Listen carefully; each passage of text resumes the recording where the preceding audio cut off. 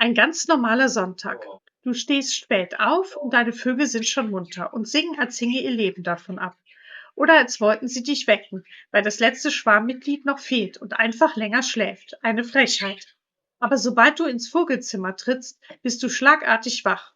Denn du siehst, wie dein Wellensittich gerade quietschvergnügt am Rollokasten hängt. Wieder einmal. Und wieder einmal wird geschimpft und gerufen. Er soll das ja nie wieder machen. Vielleicht musst du ihn sogar herunterholen, weil er sonst nicht auf dich hört. Hast du, wie ich, schon versucht, eine Barriere zu bauen mit diesen Katzengittern? Und was ist passiert? Natürlich haben die kleinen Nachfahren der Dinosaurier auch das Teil wieder heruntergeholt, um an den spannenden Kasten zu kommen. Oder das hier. Du näherst dich ganz langsam und vorsichtig, sprichst sanft mit einem deiner Lieblingsvögel, der ein wenig zutraulicher ist als die anderen. Du willst ihm nur zeigen, wie gern du ihn hast und vorsichtig am Köpfchen streicheln. Genauso wie sich die Wellies untereinander kraulen. Dein Finger ist schon fast am Köpfchen und dann wusch. Er fliegt auf eine höhere Sitzstange oder ans andere Ende des Zimmers. Ein anderes Mal schreit der ganze Schwarm die ganze Wohnung zusammen, obwohl alle eigentlich friedlich beieinander sitzen und sich nicht rufen müssten. Du schaust aus dem Fenster, kannst aber nichts Bedrohliches erkennen. Keine Elster, keine Krähe, nicht einmal die Meisen sind zu sehen. Und du fragst dich, was regt die Vögel nur so furchtbar auf?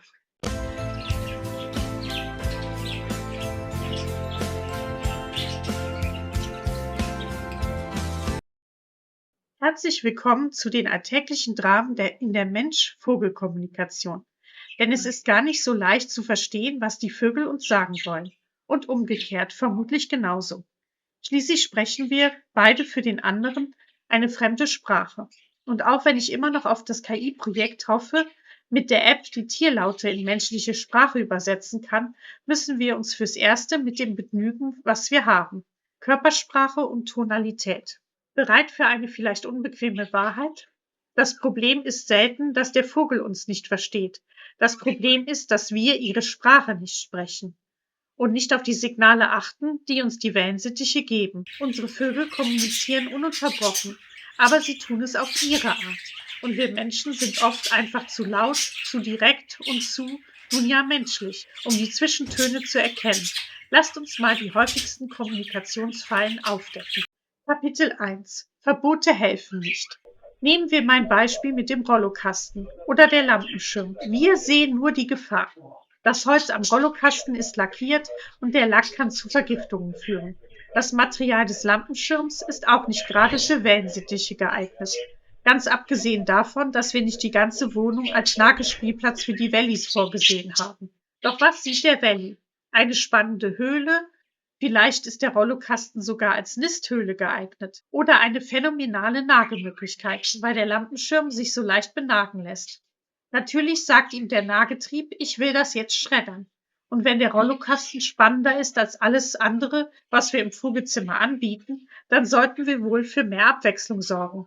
Dein Nein ist für den Vogel im besten Fall ein interessantes Geräusch und dein Verbot wird ignoriert. Im schlimmsten Fall ist es negative Aufmerksamkeit, die das Verhalten sogar noch verstärkt.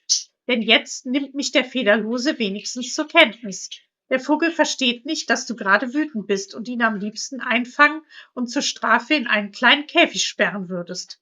Was wir natürlich nie tun würden. Die Lösung? Wir müssen das unerwünschte Verhalten nicht verbieten. Wir müssen es umleiten, indem wir den Rollokasten unzugänglich machen und die Lampe außerhalb der direkten Reichweite der Vögel aufstellen. Gleichzeitig bieten wir attraktivere Nageoptionen an. Frische Zweige, Kork und natürliches Schredderspielzeug aus Seegras und Weidenholz. So lenkst du die Aufmerksamkeit weg von Rollo und Co. hin zu vogelsicherem Spielzeug. Kapitel 2: Die leisen Signale. Kommen wir zum zweiten Beispiel mit der Hand. Du näherst dich langsam von vorne und sprichst leise und sanft. In unserer menschlichen Welt gehen wir ganz behutsam und vorsichtig vor. Doch für den Vogel, der noch nicht handsam ist, sind wir eine Bedrohung. In der Welt eines kleinen Fluchttiers ist eine große Hand, die sich nähert, bestenfalls irritierend, schlimmstenfalls ein gefährlicher Greifvogel. Der Wellensittich hat längst verstanden, dass er potenziell in Gefahr ist. Er kommuniziert die ganze Zeit mit leisen Signalen, so lange bis er schließlich wegfliegt. Und was machen wir? Wir ignorieren seine feine Körpersprache, die für uns nicht mehr als ein Flüstern ist. Dabei hat er dir doch deutlich zu verstehen gegeben, dass er sich fürchtet. Er ist erstarrt, als er die Hand das erste Mal wahrgenommen hat. Er hat die Augen weit aufgerissen oder die Pupillen verengt, zum sogenannten Pining. Er hat sich ganz dünn gemacht und das Gefieder leicht gesträubt. Er hat sein Gewicht auf den von dir abgewandten Fuß verlagert. Das alles war das Flüstern deines Vogels. Das waren seine höflichen Bitten: Stopp, bis hierher und nicht weiter. Ich fühle mich unwohl. Die Flucht war nur der letzte Ausweg, weil du seine Signale nicht verstanden hast. Kapitel 3: Die Eskalation oder wenn der Vogel beißen muss. Doch das deutlichste Signal, das euch euer Vogel geben kann, ist das Beißen. Es ist auch das Schmerzhafteste, wenn ihr nicht so zart beseitet seid wie ich und schon die Abweisung durch das Wegfliegen euch emotionale Schmerzen bereitet. Wellensittiche, die nicht oder noch nicht handsam sind, wehren sich so dagegen, dass wir sie gegen ihren Willen anfassen oder gar in die Hand nehmen. Sei es, weil wir sie streicheln wollen oder ihnen Medikamente verabreichen. Für mich ist das übrigens auch immer ein zusätzlicher Indikator, wie fit der Vogel ist. Denn neben dem Mythos, dass Hennen mehr beißen, stimmt nicht. Sie können nur fester zubeißen, weil sie mit ihrem Schnabel meist mehr knabbern und der dann besser trainiert ist, beißen vor allem kranke und geschwächte Vögel seltener zu oder nur ganz leicht, schlicht weil ihnen die Kraft fehlt. Wehrt der Wellensittich sich dagegen mit Füßen und Schnabel gegen den Gang zum Tierarzt, ist bei mir noch Hoffnung da, dass er die Krankheit übersteht. Aber selbst vor dem Beißen versucht uns der Vogel noch zu warnen. Er tritt mit den Füßen oder er macht sich größer, wenn er noch auf der Stange sitzt. Manche Vögel beißen auch vorher, wie beim Streit mit ihrem Schwarmkollegen, in die Luft, sozusagen als Warnschuss, bevor der echte Schlag kommt. Aber natürlich ignorieren wir dummen Menschen diese subtilen Signale oder übersehen sie einfach, weil wir den Vogel doch so gern streicheln wollen. Im alltäglichen Umgang mit den Vögeln ist das aber eine fatale Lektion, die sie da lernen. Denn wenn es nur hilft, Gewalt anzuwenden, um den Menschen davon abzubringen, mich zu bedrängen, wird der Wellensittich erstens niemals Vertrauen zu uns aufbauen können.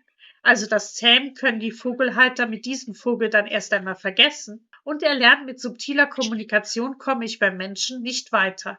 Er respektiert meine Grenzen erst, wenn ich sie mit Gewalt verteidige. Ein fataler Teufelskreis. Übrigens auch in der menschlichen Kommunikation. Denn das Schlimmste daran ist, dass Tier wie Mensch die subtilen Signale und Warnungen überspringen und ohne Übergang direkt zur Gewalt greifen. Das heißt, dein Beißervogel ist nicht von Natur aus aggressiver als andere Vögel. Er hat das nur so gelernt und verinnerlicht. Die meisten verhaltensauffälligen Vögel schreien und beißen so viel, weil sie gelernt haben, nur so erhalten sie Aufmerksamkeit. Es wird schwer, mit einem solchen Vogel noch eine vertrauensvolle Beziehung eingehen zu können. Aber bevor wir unsere Beziehung zu den kleinen Federbällen derart ruinieren, gibt es eine bessere Lösung, mit den Vögeln zu kommunizieren. Kapitel 4: Wie wir bessere Gesprächspartner werden. Wie durchbrechen wir diesen Teufelskreis? Indem wir unsere Kommunikation anpassen, nicht der Vogel. Denn hier machen wir die Fehler. Tipp 1: Beobachten statt handeln. Nimm dir Zeit, deinen Schwarm einfach nur zu beobachten. Wer redet mit wem? Wie zeigen die Vögel ihre Zuneigung? Wie zeigen sie Abwehr? Lerne Wellensittich zu verstehen, bevor du versuchst, menschlich mit den Vögeln zu sprechen. Tipp 2: Spiegeln, was du siehst. Das klingt vielleicht seltsam, aber es funktioniert. Spiegeln schafft Vertrauen. Ihr kennt das vielleicht aus einem Seminar oder der Kommunikationstheorie, aber bei Verhandlungen wird diese Methode häufig eingesetzt. Wenn dein Vogel beim Singen fröhlich mit dem Kopf nickt, versuche auch im Takt mit dem Kopf zu nicken. Wenn du dabei lächelst, lernt der Vogel nebenbei auch, dass er keine Angst haben muss, wenn du lächelst, weil er das Signal versteht. Du freust dich mit ihm.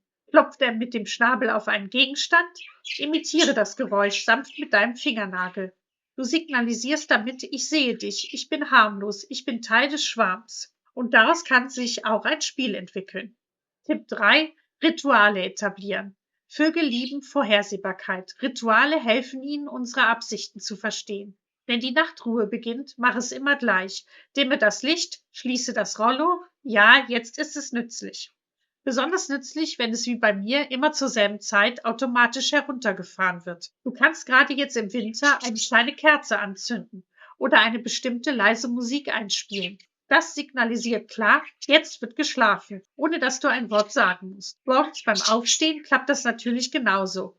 Ich bin leider beruflich bedingt immer früher als meine Wellensittiche wach, aber am Wochenende hat sich schon von ganz allein ein Ritual eingependelt.